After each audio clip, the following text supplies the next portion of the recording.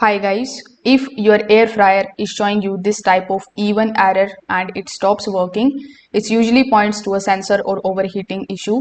So in this guide, I'm going to show you what are the causes of it and how you can fix it step by step. Now on most of the air fryer, this even error code indicates a problem with the temperature sensor or the internal circuit. The unit stops to prevent unsafe heating. So in order to fix it, first of all, turn off the appliance and unplug it. Then wait for about 10 to 15 minutes before using it again. Overheating can trigger this even error even if nothing is broken. Afterwards, simply remove this basket and the tray, then reinsert them properly.